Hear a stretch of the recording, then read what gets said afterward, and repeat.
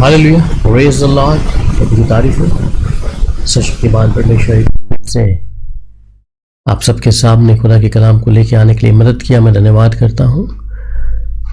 सच में सशक्तिमान परमेश्वर कितना भला है और उसकी करुणा उसके लोगों के लिए कितनी भली है, और जो उससे मोहब्बत करते हैं उनके लिए सच में खुदा वफादार है। मैं प्रभु का धन्यवाद करता हूं कि परमेश्वर हमें यह अवसर दिया है कि हम उसकी महान उपस्थिति में आ जाएं और उसके कलाम को सीखें, क्योंकि वचन इस बात का सबूत है कि जो लोग खुदा से मोहब्बत करते हैं वो उसकी आज्ञा को मानते हैं। और इस समय भी मैं प्रभु का धन्यवाद करता हूं। आइए क्यों ना हम अपने हृदय को प्रभु के सामने झुकाएं और उस खुदा को धन्यवाद करें कि परमेश्वर तूने अपनी विश्वास योग्यता के साथ मुझे अब तक संभाला है। आइए दुआ करें। धन्यवाद पिता, आपका शुक्रिया प्रभु। मैं हर बातों के लिए खुदावन प्रभु आपकी शुक्रगुजारी करता हूँ।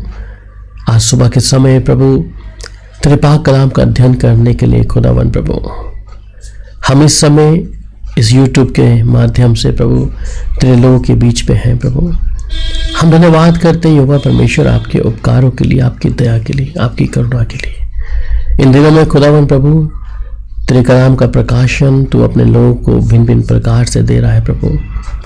और इस समय भी हम जब तेरे कलाम को सीखते हैं तो पवित्र आत्मा हमारी मदद करे प्रभु जी, जिससे हम खुदा के जोरावर हाथों में अपने आप को सौंपते हैं। प्यारे प्रभु, मैं हर बातों को आपके चरणों में रखता हूँ। चाहता हूँ पिता हमारी मदद करें आपके कलाम को सीखने के लिए, समझने के लिए, जिससे प्रभु तेरे लोगों की आत्मिक आंखों को खोल दे प्रभु जी। तेरा धन्यवाद हो, तारीफ हो प्रभु यीशु के मधुर और मीठे नाम में, आमीन। मैं एक बार फिर से आप लोगों को धन्यवाद करता हूं कि प्रभु सच में अपने लोगों को अपने वचन का प्रकाशन देकर बढ़ा रहा है, और जो लोग उससे मोहब्बत करते हैं खुदा उनसे कुछ बातों को छुपा के नहीं रखता, चाहे वो दुनियावी हैं, आत्मिक हैं या परमेश्वर के वचन की हैं। जो खुदा के भय को मानते हैं और उन पर ईमान रखते हैं खुदा के ऊपर। और आज का विषय भी आप सब देख चुके हैं कि आजकल के जो पासबान हैं उन्हें हम किस प्रकार से, जैसे आपने फ्लायर में देख लिया होगा कि किस प्रकार एक दूसरे के साथ में वार्तालाप, एक दूसरे के साथ में ऐसा अपशब्द को कहना या एक दूसरे को कंपटीशन करना। इस वीडियो को बनाने का माध्यम सिर्फ मेरा यही है कि पासबानों के बीच में जो भी हो रहा है उससे विश्वासी लोग परमेश्वर के वचन से पीछे ना जाएं। क्योंकि मैं जब लोगों से मिलता हूं तो लोगों को ज़्यादा से ज़्यादा ये सवाल उठते हैं कि ये शिक्षा ठीक है या वो शिक्षा ठीक है, क्या सही है, क्या पवित्र आत्मा है या नहीं है, हमें अन्य भाषा में बात करना चाहिए या नहीं करनी चाहिए। मैं यहाँ पर किसी पास्टर को, चाहे वो सूरज प्रभानी या डैनियल राज या फ्रांसिस है, इन लोगों को सिर्फ ये नहीं कि मुझे इनसे कोई ऐसी कोई बात है, पर मैं इनसे भी एक विनती करता हूँ, तीनों से और भी पासवान ऐसे हैं। पर ये तमाम चीज़ों से हो क्या रहा है, क्योंकि कई लोग मेरे पास जब आते हैं तो पूछते हैं कि कौन सा पास्टर को सुनना चाहिए, कौन सा नहीं सुनना चाहिए। और इस कारण से आज बहुत से विश्वासी लोग वो प्रभु में नहीं है। और एक पासवान के तौर पर अगर हमें वो सेवा का भाव खुदा ने दिया है, हम उस सेवा के काम को बखूबी से करें, ना कि पासवानों के इस वार्तालाप में, इस लड़ाई झगड़े में कि वो मेरे से बेहतर है, मैं ज़्यादा जानता हूँ। ये सब चीज़ें जो है परमेश्वर पसंद नहीं करता है। और मैं कुछ बातों को सिखाना चाहूँगा और बताना चाहूँगा वचन से, क्योंकि हम परमेश्वर के दास हैं और परमेश्वर हमें मेल मिलाप का काम दिया है। और मुझे किसी पास्टर की कोई कमियां नहीं दिखानी यहाँ पर वीडियो में लाकर, पर इस कारण से बहुत से विश्वासी लोगों का जो जीवन है वो पीछे जा रहा है। उनका परमेश्वर के साथ जो संबंध था, आज वो वापस जहाँ से आए थे वहाँ चले गए हैं। क्योंकि विश्वासियों को जब देखा जाता है और वो पासबानों के अंदर ये चीज़ों को देखकर, यूट्यूब भरा पड़ा है, यूट्यूब के अंदर ऐसी बहुत सारी चीज़ें जिन्हें आज विश्वासी लोग सुनते हैं और वो उस पास्टर की कटौती कर रहा है। ठीक है, वचन में लिखा है कि हमें उसकी गलतियां बता दी हैं। पर मैं सोचता हूँ कि इट्स नॉट अ प्लेटफॉर्म कि हम सब पास्टर को और इसमें अन्य जाति भी देखती है। तो मेरा कहने का मतलब सिर्फ यही है कि हम किसी पास्टर को ले डाउन करने के लिए नहीं है। मैं यहाँ पर चाहे सूरज प्रमाणी है या फिर फ्रांसिस या डैनियल राज है और भी लोग, मैं उनको ले डाउन नहीं करना चाह रहा, पर एक विनती मैं आप लोगों से कर रहा हूँ कि खुदा ने जिस काम को आपको दिया है, सेवा को, उस काम को बखूबी से करें। ये बातें जरूरी है कि इन दिनों में परमेश्वर अपने कलीसिया से बात कर रहा है और बहुत से विश्वासी इस चीज़ों में बढ़ रहे हैं। मैं कुछ क्लिप्स आपको दिखाना चाहूँगा, जहाँ पर उसके बाद मैं वचन में जाऊँगा। आज पवित्र आत्मा से भरे हुए लोगों को खाली आप यही करते हुए देखोगे। क्या कौन सिखा रहा है आपको ये? Who teaches you all this? ये पवित्र आत्मा नहीं है। पवित्र आत्मा से भरपूर व्यक्ति परमेश्वर की आराधना करता है। अपनी फीलिंग को पवित्र आत्मा बोलना बंद करो।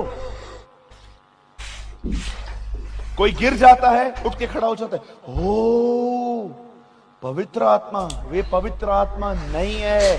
पवित्र आत्मा एक व्यक्ति है मेरी तरह। He is a person. Paul washer ने कहा, मसीहत कभी। यहाँ पे क्लिप में प्रमाणी के बारे में आपने देखा कि ये व्यक्ति किस प्रकार से पवित्र आत्मा के विषय में मजाक उड़ा रहा है। कहने का मतलब कि अगर कोई ताली मारकर प्रार्थना कर रहा है, प्रभु का धन्यवाद कर रहा है, तो ये जो आप लोग, मुझे मालूम है कि आप बहुत से लोग प्रमाणी को सुनते होंगे, मैं किसी कमी नहीं बता रहा, पर मैं ये कह रहा हूँ कि जब आप लोग भी तो कलीसिया में जो विश्वासी इस चीज़ को देख रहे हैं, क्या आप कभी ताली मार के पवित्र आत्मा का धन्यवाद या शुक्रगुजारी नहीं करते? और मैं देखता हूँ कि कलीसिया में 100 में से 99% लोग हैं वो परमेश्वर की तारीफ या पवित्र आत्मा की भरपूरी को ऐसा महसूस करते हैं। क्या ये गलत है? ये मैं सोचता हूँ कि ये तौहीन है खुदा के कलाम की। हर एक व्यक्ति का अनुभव पवित्र आत्मा के साथ अलग अलग है, और कोई धन्यवाद करता है, कोई शुक्रगुजारी करता है। ये व्यक्ति जो कहता है कि डैनियल राज ने ऐसा बोला कि पवित्र आत्मा के विषय में अगेंस्ट में, ये दोनों मतलब कि ये सारी ऐसे कंट्रोवर्सी को हम लोग देखते हैं। पर क्या ये जो तरीका हम लोग अभी वीडियो में देखा है, क्या ये ठीक है? आज बहुत सी कलीसियाओं में ऐसी बहनें तालियां मार मार कर पवित्र आत्मा की भरपूरी को महसूस करती हैं या करती हैं। तो ये कौन सा आत्मा फिर? अगर ये व्यक्ति पहले ही बोला कि हाँ ये पवित्र आत्मा नहीं है, और वो कहता है कि ये जो है पवित्र आत्मा एक कैरेक्टर है, एक इंसान के तौर पर है, वो मेरे जैसा है। देखिए, पवित्र आत्मा परमेश्वर का आत्मा है, वो परमेश्वर है, वो खुद परमेश्वर है। उसकी उपस्थिति को एक दूसरे व्यक्ति के जीवन में कैसा स्वभाव है, क्या है, वो हम इस चीज़ को रिकग्नाइज नहीं कर पाएंगे, इस चीज़ को हम नहीं कह पाएंगे उसका अनुभव क्या है। आपके जीवन में अनुभव पवित्र आत्मा का परमेश्वर कुछ और होगा, मेरे जीवन में कुछ और होगा। इसलिए हम किसी व्यक्ति के विषय में, किसी इंसान या बहनें लोग इस प्रकार ताली मारकर कई लोग प्रार्थना करते हैं, प्रभु की शुक्रगुजारी करते हैं, तो इसका मतलब हम ये नहीं कहेंगे कि वो गलत है। ठीक है, हम इस प्रकार से पवित्र आत्मा की तौहीन नहीं कर सकते। और मैं जानता हूँ कि जैसे जो बहनें लोग पवित्र प्रमाणी को सुनते हैं, तो उनमें से वो बहनें भी तो ऐसी करती हैं ना, वो लोग भी तो ऐसे ही करते हैं। सो इस बात को समझें कि क्या हम इन बातों को जो हम देख रहे हैं, क्या वचन के आधार पर है। दूसरा एक वीडियो मैं और दिखाना चाहूँगा जहाँ पे प्रमाणी और डैनियल के विषय में है। पहले आपको दिखाते हैं कि उसने बोला क्या है, आइए सुनते हैं थोड़ा सा जी। वैल्यूएबल थिंग्स कौन सी हैं क्रिश्चियनिटी के अंदर, और उसको पता है सबसे अमेजिंग थिंग पवित्र आत्मा है। इसीलिए कई लोगों को देखो इसके बारे में कंफ्यूजन्स हैं।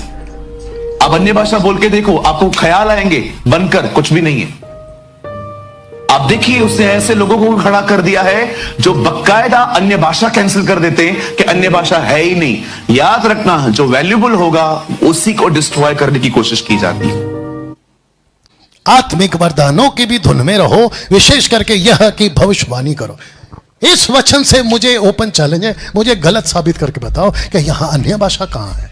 आप पढ़ रहे हैं 1 कुरिन्थियों 14 का 1, यहां अन्य भाषा कहां है कि उसकी धुन में रहो। और आपका स्टेटमेंट अभी सुना हमने, बहुत वैल्यूएबल चीज है। सुने कि नहीं सुने? सूरज प्रेमानी, तुमको भी ओपन चैलेंज है, बाइबल में से निकाल के बताओ कि अन्य भाषा बहुत वैल्यूएबल चीज है। ऐसा क्रिस्टल क्लियर स्टेटमेंट निकाल के बताओ। चलो ठीक है, क्रिस्टल क्लियर तो तुम निकाल ही नहीं पाओगे, खत्म हो जाओगे। आसपास कुछ है तो निकाल के बताओ कि अन्य भाषा वैल्यूएबल है, उसके आसपास का कुछ है तो निकाल के बताओ। क्या बात करते हो यार, कैसे सिखाते हो? ऐसे सिखाते हो तुम? इस तरह के बहुत सारे वीडियो उनके यूट्यूब पर वायरल है और उस वीडियो में यहाँ पर हम क्या देखते हैं कि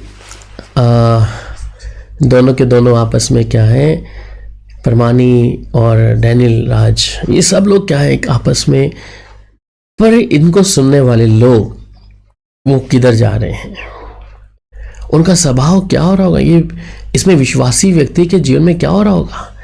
इसके साथ एक वीडियो और मैं दिखाना चाहूँगा, उसे भी आप जरूर सुने, जहाँ पे परमानी के विषय में, और उसने तो कुछ गलत चीज़ें ही बोल दिया, वो भी आप सुने। अब सोचो, सारा की मरी हुई गर्भ थी, you know, she was pregnant इन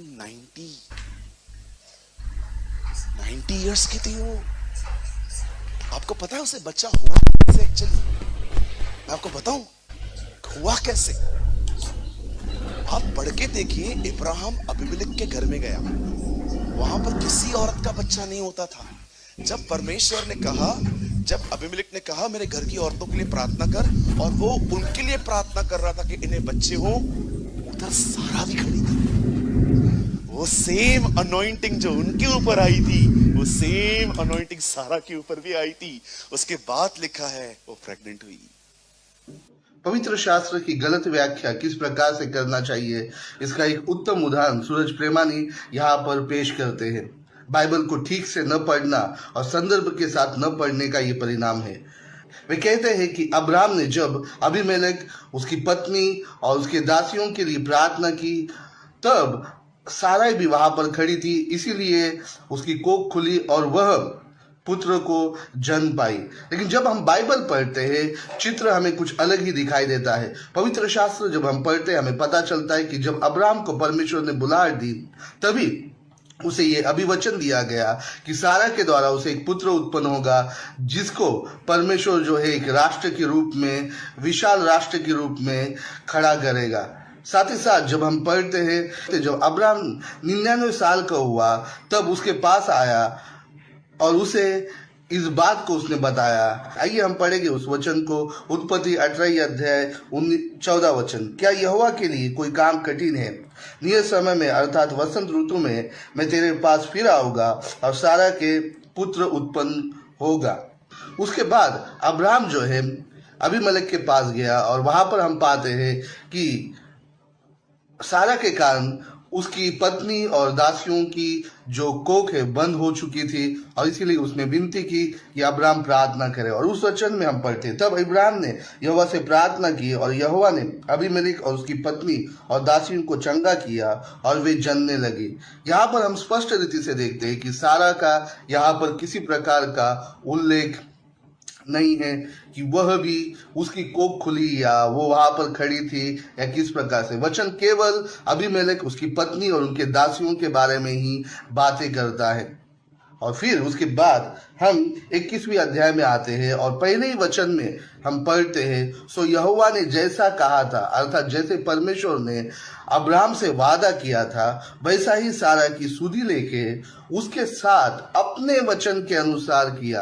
यानी जो परमेश्वर ने जो अब्राहम को वचन दिया था, उसके अनुसार परमेश्वर ने सारा को पुत्र संतान दी। दूसरे और तीसरे वचन में हम पढ़ते हैं, सारा को इब्राहिम से गर्भवती होकर उसके बुढ़ापे में उसी नियुक्त समय पर जो परमेश्वर ने ठहराया था, जो अभी अभी हमने 18वें अध्याय में पढ़ा था, एक पुत्र उत्पन्न हुआ। तो यहाँ पर बहुत स्पष्ट है कि परमेश्वर ने एक समय नियुक्त किया और उसी समय पर सारा को पुत्र संतान उत्पन्न हुई। और इसी बीच में अबीमेलेक की घटना घटी। तो बात स्पष्ट है कि अबीमेलेक की घटना का और सारा के पुत्र उत्पन्न होने का कोई भी संबंध नहीं है। और इसीलिए इस प्रकार से भावनिक होकर वचन की गलत व्याख्या करने वाले प्रचारकों से दूर रहे। परमेश्वर आप सबको आशीष करे। सो यहाँ पर भी हम क्या देख रहे हैं कि वचन की जो शिक्षा है कहाँ पर कैसे जोड़ा, ठीक है, किस अभिमेलेक के द्वारा कि वहाँ पर सारा पे दया हुई। तो वचन के संदर्भ में जो चीज़ें हैं शिक्षा, और मैं सोचता हूँ कि जब हम बुद्धि से सेवा करना शुरू करते हैं तो जब गैदरिंग देखते हैं तब ये चीज़ें हम क्या करते हैं, स्किप कर देते हैं, या इसे मैं कहता हूँ कि बुद्धि से सेवा, ठीक है। एक और वीडियो जहाँ पर कई चीज़ें ऐसी हुई हैं जिसे मैं दिखाना चाहूँगा।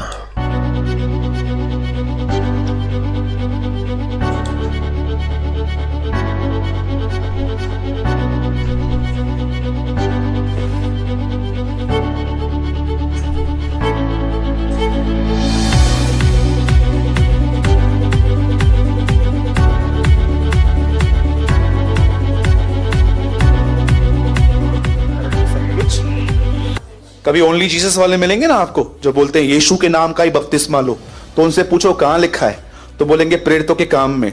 तो उनको बोलो प्रेरितों के काम का जो बपतिस्मा है वो लेना है क्या, बोलेंगे ना हाँ, तो बोलो प्रेरितों के काम में ये भी लिखा है कि सब संपत्ति उन्होंने चेलों को दी थी, दो।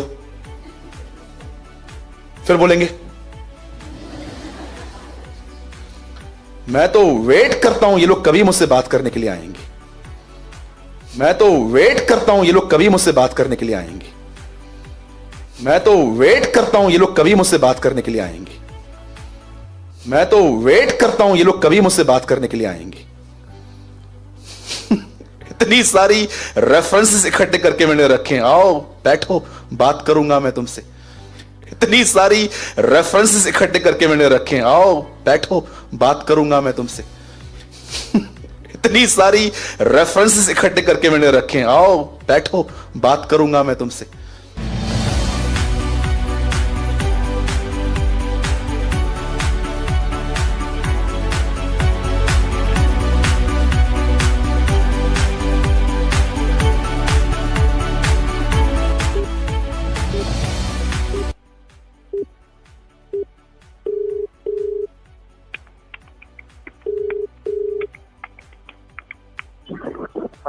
Hello, praise Lord, brother. Hello, praise Lord. Hello. हाँ जी, प्रेज द लॉर्ड। कौन बोल रहे हैं? हाँ, जय मसीह ब्रदर। जय मसीह। हाँ ब्रदर, आप चर्च में हो अभी? कौन बोल रहे हैं? हाँ जी, मैं अमना से बात कर रहा हूँ मैं। क्या काम है, बोलिए। आपने यूट्यूब पे जो मैसेज डाला अभी, हाँ हाँ परमेश्वर की शांति हमारी सामर्थ्य, राइट? उसमें आपने जो प्रेरितों की काम 4:32 के अनुसार जो आपने कहा,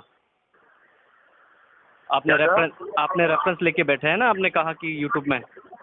हाँ हाँ। तो आप क्या अपॉइंटमेंट चाहते हैं, आपसे बात करना चाहते हैं?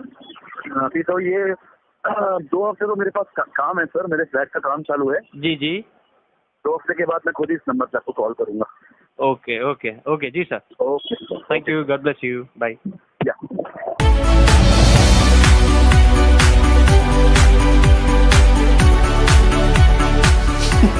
इतनी सारी रेफरेंसेस इकट्ठे करके मैंने रखे, आओ बैठो बात करूंगा मैं तुमसे।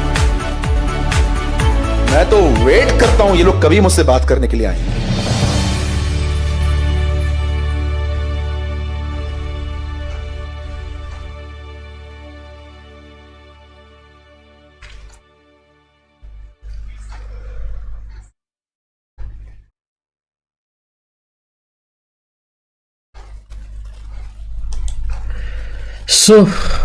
ये तमाम चीज़ें मुझे दिखाने का कोई ज़रूरत नहीं था, पर वचन की शिक्षा ना होते हुए और हम किन चीज़ों की ओर खींचे जा रहे हैं,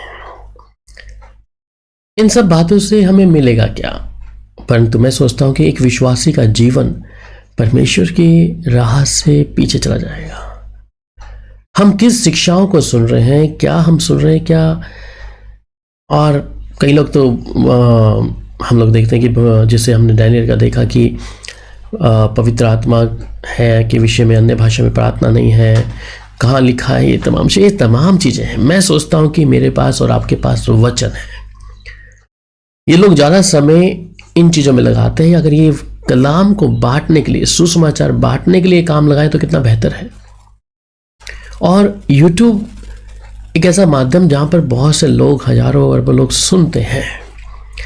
मेरा विषय पहले ही मैंने बता दिया कि मेरे को इनको ले डाउन करने की आवश्यकता नहीं है, पर बीइंग ए पास्टर, प्रभु का दास होने के नाते मैं इनको एक हिदायत देता हूँ कि हमें रूहें बचाने हैं कि जिस समय यीशु की आमद हो जाएगी, क्या वो भीड़ जो आपके पास में क्या प्रभु के राज्य में जाएगी? और आवश्यक है, परमेश्वर एक एक आत्मा का आपसे जरूर हिसाब लेगा। आइए हम मेन मुद्दे पे आते हैं और मैं चाहूँगा आज के कलाम की ओर हम लोग बढ़ें और याकूब की पत्री 11 अध्याय 4 अध्याय और उसकी 11 आयत को, हे भाइयों, एक दूसरे को बदनामी ना करो। जो अपने भाई की बदनामी करता है या भाई पर दोष लगाता है, वह व्यवस्था की बदनामी करता है और व्यवस्था पर दोष लगाता है। और यदि तू व्यवस्था पर दोष लगाता है तो व्यवस्था पर चलने वाला नहीं, पर उस पर हाकिम ठहरा है। इस बात में आप देखें कि हे भाई, एक दूसरे की बदनामी ना करें। मैंने अभी आपको ये सारे वीडियोस क्यों दिखाए हैं?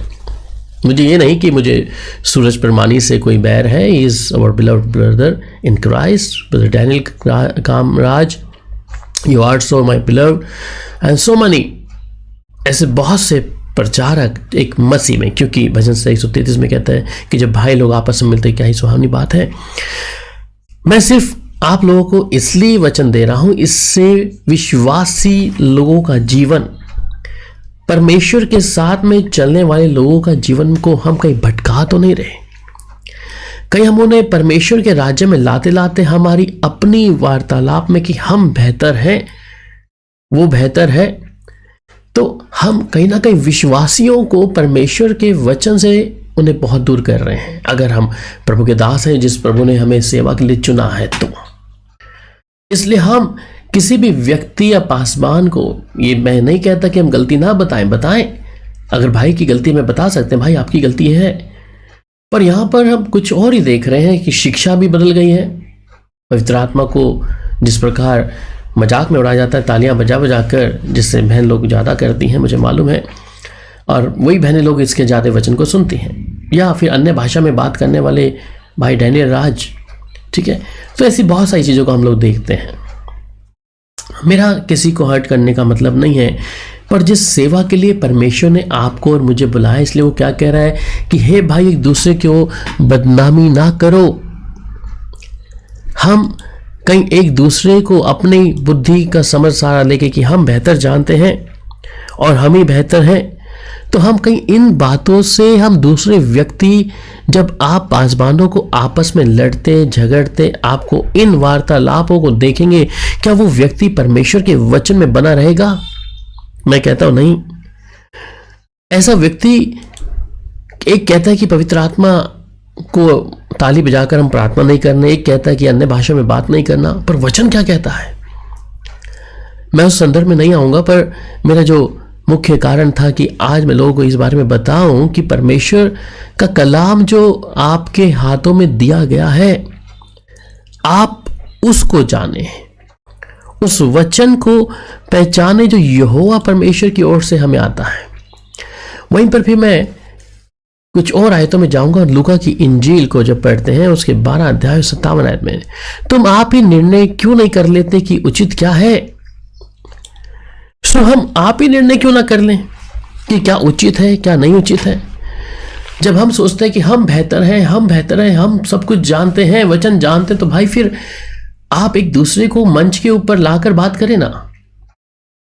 चाहे आप जो भी हैं, पास्टर हैं, एवेंजलिस्ट हैं, प्रॉफिट्स हैं, आप एक दूसरे को फोन बात करें, मिलें कि हम एक दूसरे से मिलना चाहते हैं। परंतु आपकी इन शिक्षाओं के कारण, आपके स्वभाव के कारण आज बहुत से मसीह वापस जा चुके हैं। वो अपने विश्वास से, परमेश्वर के वचन से, और वो लोग ये सोचते हैं कि क्या पवित्र आत्मा में अन्य भाषा में बात करना है? क्या हम अगर ताली बजा रहे हैं तो ये गलत है? इस कारण आज बहुत से विश्वासी लोग परमेश्वर के वचन से बहुत दूर चले गए हैं। परंतु वचन कह रहा है तुम किसी की बदनामी मत करो, और यहां कहते तुम अपना निर्णय फिर स्वयं ले लो। कि क्या सही है क्या गलत है, ये तो आप लोग खुद बैठ के करें फिर। परंतु जिस प्लेटफॉर्म को परमेश्वर ने आपको कलाम देने के लिए सुनाया है रखा है, आप उस जगह पर अगर इन बातों को लेके आएंगे तो आपके द्वारा बहुत से लोग आज ठोकर खाएंगे। और मत्ती की इंजील 7 अध्याय और उसकी 1 आयत में कहता है, दोष मत लगाओ कि तुम पर भी दोष ना लगाया जाए। और आज मैं सोचता हूँ पास्टर के ऊपर दोष लगा रहा है। मुझे नहीं मालूम, शायद ये हो सकता है कि उसके पास ज़्यादा गैदरिंग है, उसके पास कम है, और ऐसा भी कई बार होता है कि उसके पास इतनी भीड़ क्यों है। और यूट्यूब के माध्यम से हम कितने लोगों को परमेश्वर के वचन की तौहीन करा रहे हैं, और ये मैं सोचता हूँ अन्य जाति देखती होगी कि यहाँ ये ही एक मन के नहीं है। और इस कलाम के मुताबिक कि तुम दोष मत लगाओ कि तुम पर दोष ना लगाया जाए, और दोष लगाने में तो हम पीछे हटते ही नहीं हैं। वचन कहता है कि दूसरे को अपने से बेहतर समझो। परंतु आज मेरे अजीजों, हम कितने लोग अपने आप को बेहतर समझ रहे हैं? हम कितने लोग परमेश्वर के वचन की तौहीन कर रहे हैं?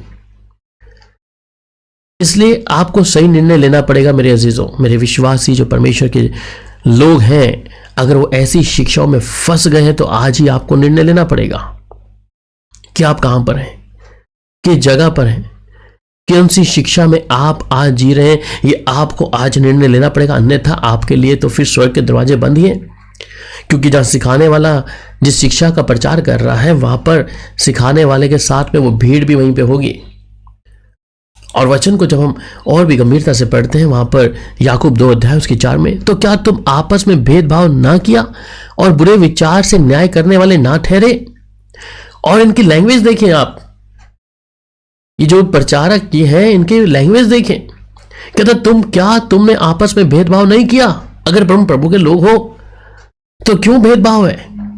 और बुरे विचार से न्याय करने वाले तुम खुद ही ठहर गए हो कि उसकी शिक्षा गलत है, हमारी शिक्षा ठीक है और हम ही ठीक है।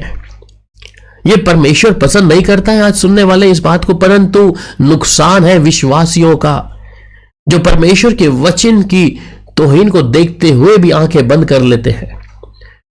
परमेश्वर पूछेगा आपसे कि आप जिस शिक्षा में थे, आपको मालूम था पवित्र आत्मा आपके संग था, और परमेश्वर का सुसमाचार जिन्हें आप अपने हाथों में बाइबल के रूप में रखते हैं, क्या आप उन्हें अपने हाथों में नहीं रखा? इसलिए फिर जब आप 1 कुरिन्थियों और 10 अध्याय और उसकी 32 आयत में पढ़ते हैं, तुमने यहूदियों न यूनानियों और न परमेश्वर की कलीसिया के लिए ठोकर के कारण बनो। ये क्या है? ये ठोकर का कारण ही है। आज कलीसिया के लिए ठोकर का कारण आज स्वयं पास्टर है। उनके जीवन को देखें, उनके आत्मिकता जीवन को देखें, उनकी शिक्षाओं को देखें। परमेश्वर का वचन सुनाने के लिए आपको भेजा है।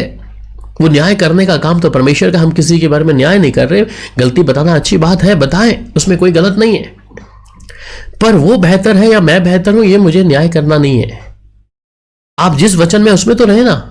और अब इन दोनों को हम जब देखा तो एक जना ताली बजाकर ऐसे बात कर रहे हैं, फिर अब्राहम और सारा के विषय में हम लोग देख रहे हैं। एक व्यक्ति बोल रहे हैं कि अन्य भाषा में बात करना गलत है, अनुवाद ना करे। अरे अन्य भाषा लिखा है तभी तो है। ये मेरा आज टॉपिक नहीं है, परंतु इस टॉपिक पे हम आएंगे जल्दी। पर हम एक दूसरे को किस प्रकार और वचन के संदर्भ में हम क्या कह रहे हैं, तुम ना यहूदियों ना यूनानियों पर ना परमेश्वर की कलीसिया के लिए ठोकर का कारण बनो।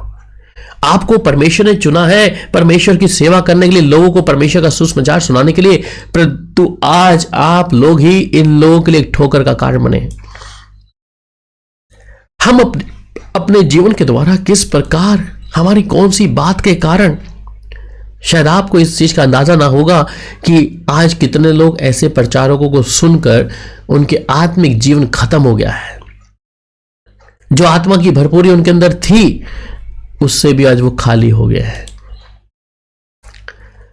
बाइबल में हमें बहुत सारे उदाहरण हैं जिसे मैं आपको दे सकता हूं। और रोमियो की पत्री 14 अध्याय उसके 10 में कहता है, तू अपने भाई पर क्यों दोष लगाता है, या तू फिर क्यों अपने भाई को तुच्छ जानता है? हम सबके सब परमेश्वर के न्याय के सिंहासन के सामने खड़े होंगे। तो अपने भाई पर दोष क्यों लगाता है? इससे बेहतर तो फिर अन्य जाति हुए ना। वो ऐसे प्लेटफॉर्म में आके अपने भाइयों पर दोष तो नहीं लगाते, और वो भी ये सोशल मीडिया के जरिए, जैसे आप सुनते हैं। और फिर आप ऐसा भी देखें, इन दोनों जुटों में, यहाँ अगर ये है और भी ऐसे पासवान हैं, पर अगर इन दोनों के जो अलग अलग कलीसिया के चर्चेस के मेंबर वो आपस में लड़ते हैं, फिर हमारा पास्टर अच्छा है, तुम्हारा पास्टर ऐसा है, फिर इन दोनों में मुठभेड़ है। वचन क्या कह रहा है? वचन कहता है तू अपने भाई पर क्यों दोष लगाता है, या तो फिर क्यों अपने भाई को तुच्छ जानता है। और हम सब के सब परमेश्वर के न्याय के सिंहासन के सामने खड़े होंगे। क्या इस बात का डर आपको नहीं है? एक व्यक्ति कैसे परमेश्वर के नाम में उद्धार पाया होगा, किस प्रकार उसने बपतिस्मा लिया होगा, किस प्रकार वो प्रभु के साथ चला होगा, परंतु आपके इस स्वभाव के कारण आज वो व्यक्ति परमेश्वर के वचन से, उसकी तालीम से, उसकी पवित्र आत्मा की भरपूरी से अलग होकर आज जहां से आया था वो वहीं चले गए हैं। ये सब आपकी उन कामों के कारण है जिससे ये भोले भाले विश्वासी लोग कलीसियों के लिए आप ठोकर का कारण है। वचन कहता है ऐसे लोगों के प्रचार को आग में झोंक दो। ऐसे हो क्या यीशु मसीह हमें यह सिखाया था? अगर आप साधु की फरीसी हैं तो फिर अलग बात है। यीशु ने साधु की फरीसियों के बारे में साफ कहा, यूहन्ना बपतिस्मा देने वाले साधु की फरीसियों के बारे में आप खुद कहा। क्या आप वह हैं? अगर आप ये बात सुनना चाहते हैं कि यीशु ने इस प्रकार दोष लगाया, अगर आप साधु की फरीसी हैं तो समझ आता है कि ठीक है यीशु आपके बारे में बोल रहे हैं, परंतु आप परमेश्वर के सुसमाचार को देने वाले परमेश्वर के जन हैं। इस बात को ठंडे दिमाग से सोचे और सुने। आप तक ये वीडियो जरूर पहुंच जाएगा, देख लेंगे आप। पर इस बात को ध्यान से मेरे प्यारे प्रभु के दासों सुनिए इस बात को।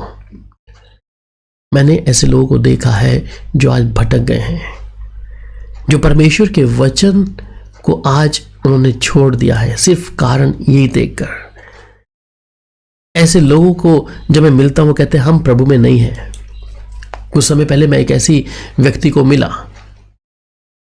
और जब मिला तो वो व्यक्ति, मैंने उससे पूछा कि भाई आप कैसे हैं अभी प्रभु में, आपका जीवन प्रभु में कैसा है? वो कहता मैं प्रभु यीशु को नहीं मानता, मैं वहीं पे ठीक हूं जहां से आया हूं। मैंने कहा ऐसा क्या हुआ? वही पासवान के पास बपतिस्मा में लेके आया, उसके साथ सब कुछ था। कहता जी अब मैं ये नहीं मान सकता। मेरा मन बड़ा दुखी हुआ। वो 3-4 साल तक हमारे पास वहां पे मैं देखता था, उसको आता था, प्रार्थना में बहुत अच्छा जीवन। पर जिस सालों से मैं उसको देखा नहीं, 2-3 साल से, वो जब मुझे मिला वो अपने उसी पुरानी रीति रिवाजों में, अपनी पूरी चीजों में था। मेरा मन दुखी हुआ, प्रभु ये तो तेरे वचन को जानता था, इसके साथ ऐसा क्यों हुआ? और जब मैंने उससे बात करी उसने यही कहा कि मैं अब टिक नहीं पाऊंगा इसमें, यहाँ बहुत सारी कन्फ्यूजन है, बहुत सारी बातें ऐसी हैं, पास्टरों के लिए है, विश्वासियों के लिए अलग है, इसलिए मेरा तो वही ठीक है, मैं जाऊंगा मंदिर में, बस एक दीपक जलाऊंगा, वहीं पे पूजा करके प्रसाद बांट के आ जाऊंगा, कोई मेरे को पूछना नहीं, कुछ नहीं। मेरे प्यारो प्रभु के दासों, इन बातों को रोकिए। आप अपने ही ज्ञान के लिए कि हाँ मैं बेहतर हूं, मुझे ज्यादा प्रकाशन है, मुझे ज्यादा भेद है, आप उसके द्वारा बहुत से विश्वासियों के मनों को परमेश्वर की मौजूदगी से दूर लेके आ रहे हैं। वहीं पर मैं 1 कुरिन्थियों 6:3 पढ़ता हूं, क्या तुम नहीं जानते कि हम स्वर्गदूतों का न्याय करेंगे तो क्या संसारिक बातों का निर्णय ना करें? अब ये बताएं, स्वर्गदूतों का न्याय करने के लिए तो संसारिक बातों का निर्णय ना करें क्या? अगर हम इस बात को आप तक पहुंचा रहे हैं तो कहने का मतलब ये नहीं कि मैं किसी पासवान के विरुद्ध में हूं। मुझे याद आता है दाऊद, जिसके हाथों में शाऊल था, परंतु वो एक ही बात जानता था कि नहीं, मैं इसका नुकसान नहीं कर सकता, परमेश्वर ने इसको चुना है, तो मैं इसको कैसे समाप्त कर दूं? आज अगर हमारे हाथ में ऐसा कुछ होता तो हम उसी समय उसको खत्म कर देते। इसने मेरे साथ ऐसा किया है, ये मुझे मारने पर है, परंतु दाऊद रुका, उसने अपने हाथों को बढ़ाया नहीं, उसने अपने आप को ये नहीं दिखाया कि ये तो मेरे प्राणों को लेने के लिए है, परंतु मैं इसे समाप्त कर दूं। उसने एक ही बात कही, ये भी परमेश्वर का जन है, परमेश्वर ने इसे भी चुना होगा। मेरे अजीज, फिर हम क्यों? बाइबल में और भी मैं उदाहरण आपको देता हूं। यहां पर इस बारे में लिखता है रोमियो 14:14 में, मैं जानता हूं और प्रभु यीशु में मुझे निश्चय हुआ है कि कोई वस्तु अपने आप से अशुद्ध नहीं, परंतु जो जो उसको अशुद्ध समझता है उसके लिए अशुद्ध है। 4:14 14 अध्याय और उसकी 4 आयत में यहां पर इस प्रकार कहता है, तू कौन है जो दूसरे के सेवक पर दोष लगाता है?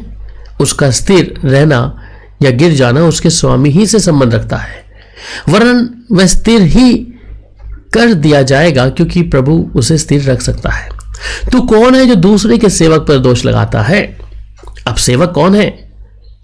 सेवक है परमेश्वर का। आप सब सेवक हैं और हम ही सेवक के ऊपर क्या लगा रहे हैं? दोष लगा रहे हैं। तू है कौन जो परमेश्वर के दास पर दोष लगा रहा है? यह काम परमेश्वर का है, परंतु आज इस काम को आज मनुष्य ने अपने हाथ में ले लिया है। और यहां पर जिस प्रकार कहता है कि उसका स्थिर रहना या गिर जाना उसका स्वामी से संबंध रखता है, हम ये बातें जानते हुए भी क्या है, हम कहीं ना कहीं परमेश्वर की आत्मा को शोकित करते हैं। हम प्रभु को कहीं ना कहीं शोकित करते हैं और इस कारण क्या है कि आज बहुतों का विश्वास रूपी जहाज डूब गया है, वचन कहता है। और फिर जब हम लोग लूका की इंजील और 17 अध्याय और उसकी 2 आयत पढ़ते हैं, यहां पे लगे, it would be better for him my stone as large as turn by a donkey were hang around his neck and were hurled into the sea then him to because one of this little ones is stumble. ठीक है, English में ये है। सो ये कई बार हम इन चीजों को क्या करते हैं। 17:2 में मैं हिंदी में आपके लिए पढ़ देता हूं, जो इन छोटों में से छोटे किसी को ठोकर खिलाता है उसके लिए ये भला होता कि चक्की का पाट उसके गले में लटकाया जाता और वह समुद्र में डाल दिया जाता। इन जो छोटों में से किसी एक को ठोकर खिलाता है, इसका मतलब कि अगर आप किसी जन को ठोकर का कारण बन रहे हैं तो परमेश्वर तो ये सजा रखा है। परमेश्वर इस सजा को रखा है कि ऐसे व्यक्ति को चक्की का पाट उसके गले में डालकर पानी में डाल दो। परंतु मत्ती की इंजील और उसका 16 अध्याय और उसकी 23 आयत में जिस प्रकार हम पढ़ते हैं, यहां पर मैथ्यू चैप्टर 16 वर्स 23, उसने मुड़कर पतरस से कहा, हे शैतान के सामने से दूर हो, तुम मेरे लिए ठोकर का कारण है, क्योंकि तू परमेश्वर की बातों पर नहीं परंतु मनुष्य की बातों पर मन लगाता है। अब ये विश्वासियों के लिए मैं कहूंगा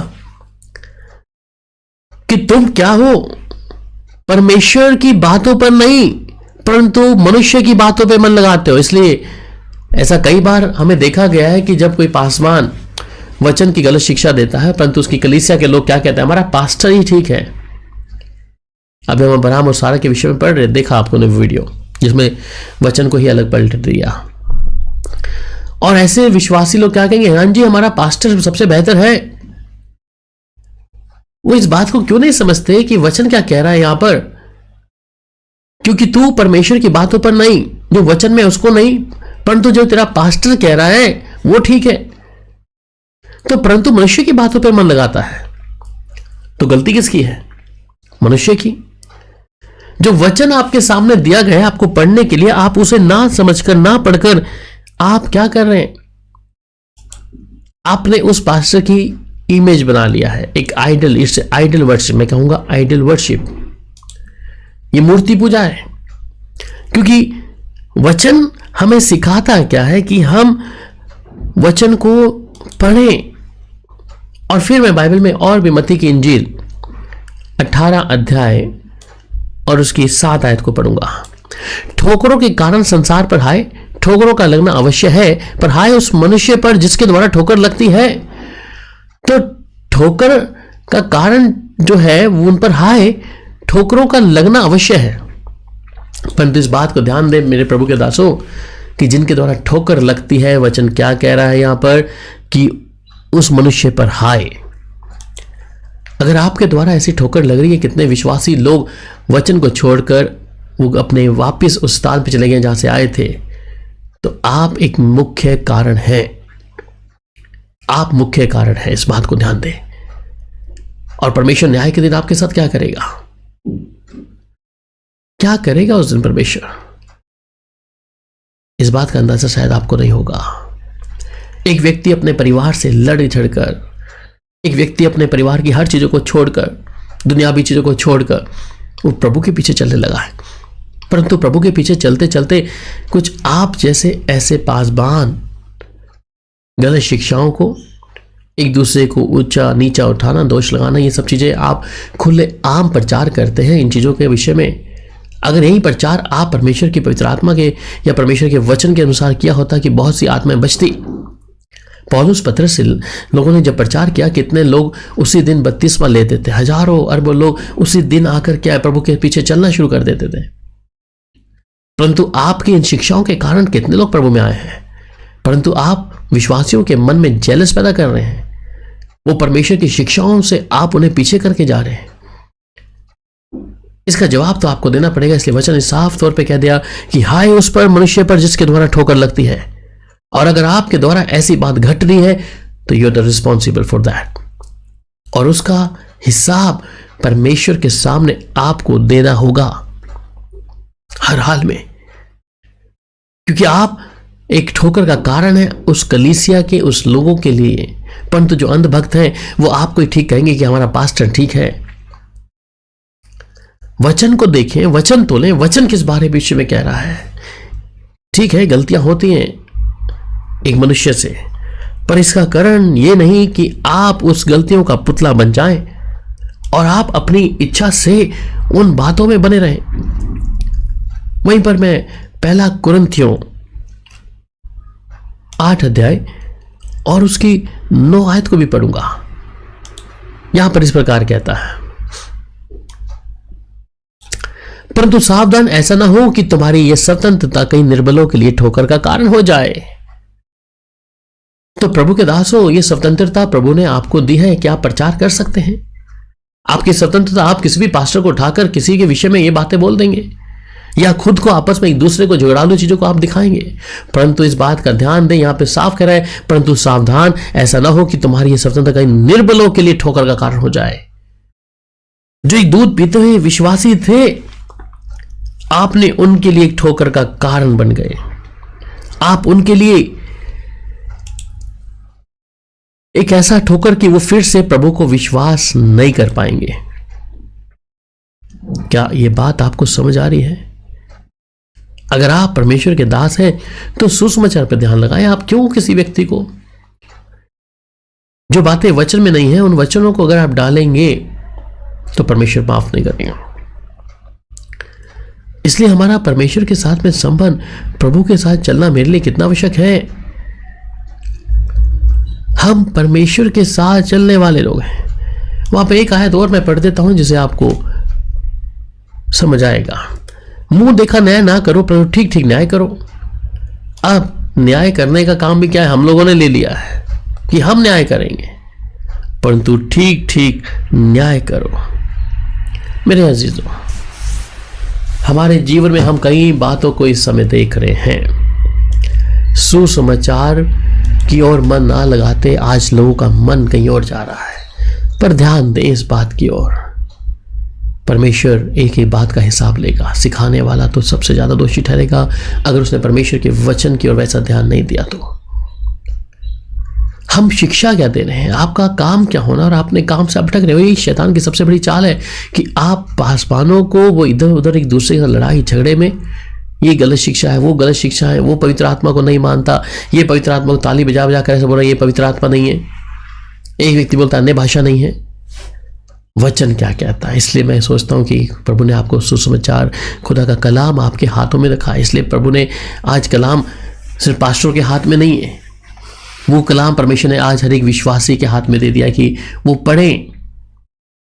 और अगर आप थिस्सलुनीकियों की कलीसिया को देखते हैं तो वो तो जो वचन सुन के आते थे, वो कलाम को जब सुन के आते तो घर में आके वो उसे पढ़ते थे, ढूंढते थे कि लिखा भी है क्या नहीं।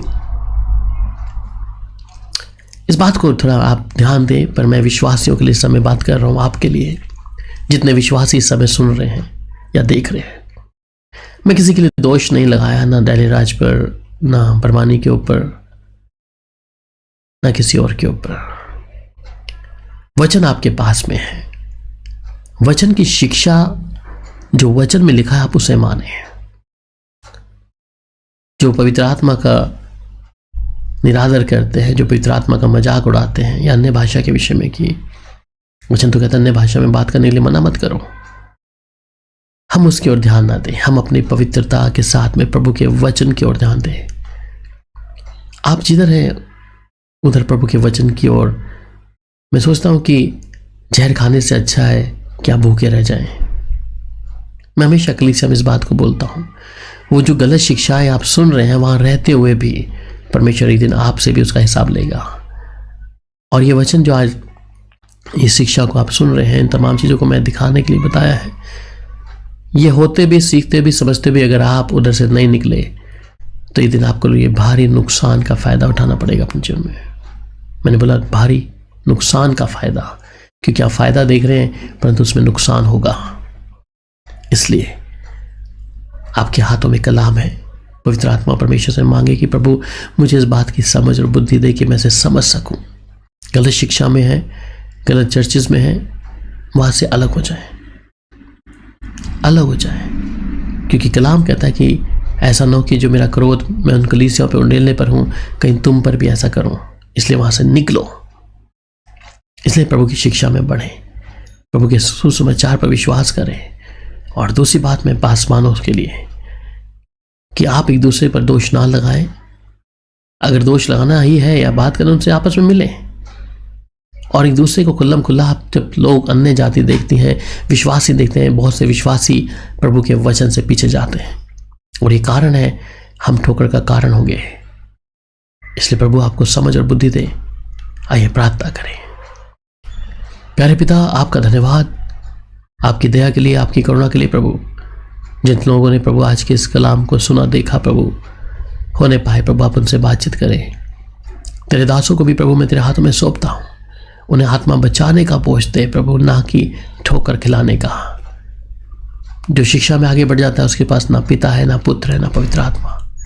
अगर ऐसा कोई पासवान प्रभु इस समय से देख रहा है तो मैं चाहता हूँ ये उद्धार पाए, ये अपने जीवन में प्रभु छुटकारे को पाए प्रभु, और तेरे वचन पर ईमान लाए। तेरा धन्यवाद हो, तारीफ हो प्रभु, यीशु मसीह के नाम से, आमीन। प्रभु आपको सलामती दे और उस खुदा के जलाली नाम में बढ़ते चले जाएं। शालोम।